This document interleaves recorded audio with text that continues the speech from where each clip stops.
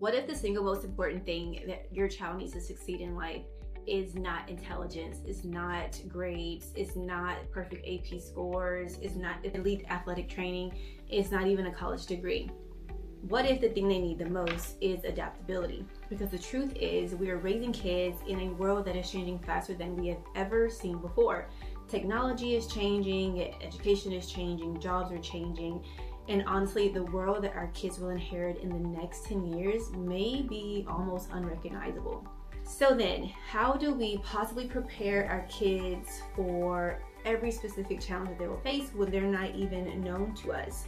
We can't. We drive ourselves crazy trying to do so. But what we can do is prepare them to solve problems. We can prepare them to adapt. We can prepare them to handle discomfort. We can prepare them to figure things out. We can prepare them to keep going when things get hard instead of completely falling apart. Adaptability is the single most important advantage that we can give our children to go out and thrive and succeed in the modern world. Hi guys, I'm Laura, teacher, former teacher actually, unschooling homeschool mom to 2 boys, and I'm someone that's deeply interested in the way that we prepare our kids to handle life, but not only handle it, but like to thrive in it. And so I'm always reading, I'm always learning, and I am really here to just share and pass along what I learn. So how do we actually do this? Without a course, without a class, without a workbook, without something to sign our kids up for, how do we raise them to be adaptable? Well, it is my privilege to share with you 5 practical ways to do this, 5 ways that I do this in my home, and hopefully this will not add too much more to your plate. Here are the 5 things that kids need, and the number 1 thing is that they need some responsibility. It used to be a given that kids worked inside the home and contribute to the family, but nowadays that's not the case. In America, about 3/4 of our children do not have chores at home. They are literally consumers and not contributors to our house. It means that they're not getting the opportunity to develop competence and confidence in these areas of doing things that are boring and tedious that they definitely need to get accustomed to doing in order to maintain a home and to help out. Easy fix, give them stuff to do, like give them the chores, help them figure out how to clean the bathroom, how to mop the floors, how to wash dishes, how to do their laundry, how to vacuum, how to wash cars, how to cook. Chores are going to teach them teamwork and responsibility. It's going to show them how to adequately be a contributor. They're going to have the opportunity to switch between tasks and to manage them effectively and ultimately become contributors, because we can't skip this part when we're raising kids, because we need to make sure that they're able to go out and do the things. Whether they earn money or not, whether you're giving chore allowance, whatever the case may be, put them to work in your home. So now that we have them working and being an active participant at home, we now need to get down to the business of rescuing, or in this case, rescuing too quickly. A lot of times we step in and solve their problems for them. We are dishing out premature advice, and we're stepping in instead of stepping back. We're doing too much. As a teacher, I've seen it in a million different ways. I've seen parents literally lined up to fight their kids' battles over and over again with teachers, with parents, other parents, with counselors, principals, no matter who the opponent is or what the problem is. A failed test, here comes mom. Not enough playing time, dad enters the chat. Low score in the AP class, and now we have emails flying. Lunchbox left at home. Someone is going to stop whatever they're doing and bring the lunchbox to school. I've seen parents write essays for their children. I've seen them do their projects. I have even seen parents complete job applications for them. And the list goes on and on. We must stop. It is literally doing our kids the biggest disservice that we can possibly imagine. I do understand that we see it as care and we see it as love, but truly what is happening is that we are weakening our children and we are crippling them.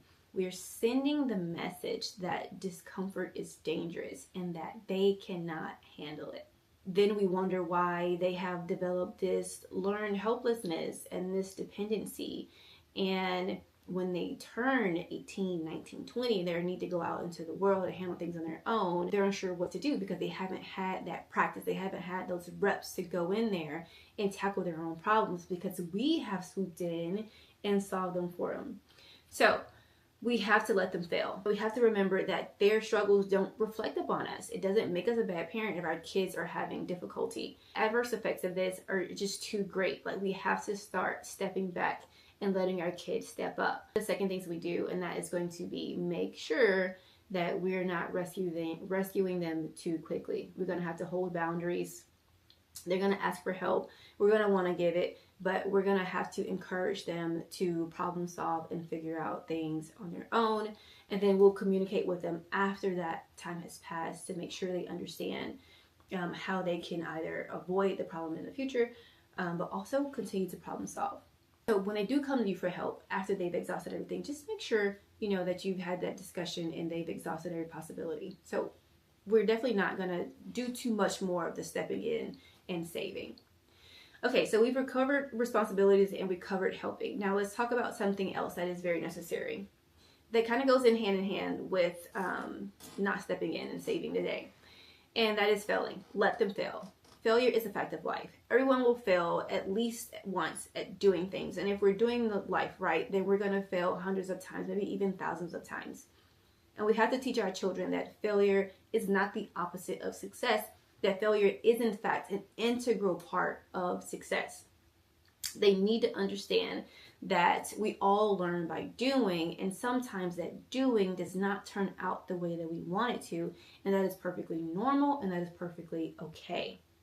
So let's stop stigmatizing failure and acting as if one mistake is a death sentence. Okay, the world is not going to end after one bad grade, failed test, or missed goal, turnover, or whatever the case may be.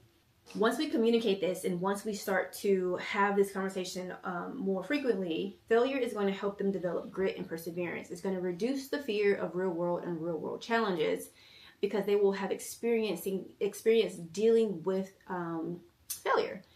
It's also going to defeat perfectionism, which is something that I dealt with for a long time, because now they're going to be able to see that, oh, failure is just something that happens. It doesn't make me dumb. It doesn't make me worthless. It doesn't have anything to do with me. It's just something that didn't work out. So have those conversations afterwards as well. Adaptable kids are not those who never fail, but it's the kids who learn that failure is not only inevitable, but also survivable. So that is what we need to make sure we're doing, letting kids fail. So now the fourth thing that we must do in order to raise adaptable kids is to emphasize thinking. The world is going to require kids to do a lot of critical thinking and come up with creative problem solving to help them develop this skill, because school doesn't necessarily do it because school wants you to get the right answer. But when you're out in the world, there's 10 right answers, 50 right answers. So we must practice helping them find solutions instead of automatically giving them the answers. So when they come to us for help, we're going to turn that right back around on them and say, well, what do you think? What do you think your options are? What makes the most sense to you? What will actually help save you some money? What will help make things easier or better?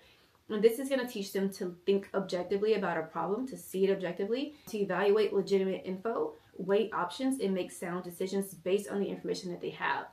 Capable kids are going to be the ones who may not have all the answers, but they can sit in ambiguity and they can think for a little while and figure them out. So make sure we are encouraging kids to sit and think. The answer may not come to them immediately, right? Everyone wants an immediate answer, but we have to make sure that they're okay with sitting in the discomfort, sitting in the ambiguity, looking at all the legitimate information available to them, weighing the options, and then figuring out how to put all that together to come up with solutions, okay? So we're going to definitely emphasize them thinking. And last but not least, to raise adaptable kids that can go out into the world and survive and thrive, we must first be adaptable. Our children learn primarily through observation. You've heard the phrase, more is caught than taught. Well, it's true. They are going to look to us to see how we handle adversity and difficulty and challenges. So as adults, we have to show them how to gracefully manage and handle things that are hard. We have to be able to solve problems that are big and difficult and challenging in order to show them what that looks like without being overwhelmed and without melting down. This will teach our kids to do the same. So we want to make sure that we're using every opportunity that we can to be able to do this. The message that we have to send on a consistent basis is every inconvenience is not something that is going to completely rock your world. That we have to approach it with a level of logic and evenness and emotional intelligence so that we can do this. So let them see you stay calm and breathe and take a beat in order to solve problems. Let them see you try and fail and try again. Let them see you manage stressful situations. So those are going to be the top 5 ways that are pretty practical, that are going to help you show your children how to be adaptable so that they can go out into the world and thrive no matter what happens in the future, no matter what the future looks like, no matter what the unknown is. Okay, so let's just remember that capable kids are raised and not born. So let's get to work and raise them ready. Thanks for being here, guys. Please like and subscribe, and please drop your comments below. Like, what do you think is going to help raise kids for a future that is going to be somewhat unrecognizable for all of us? Let me know what you think.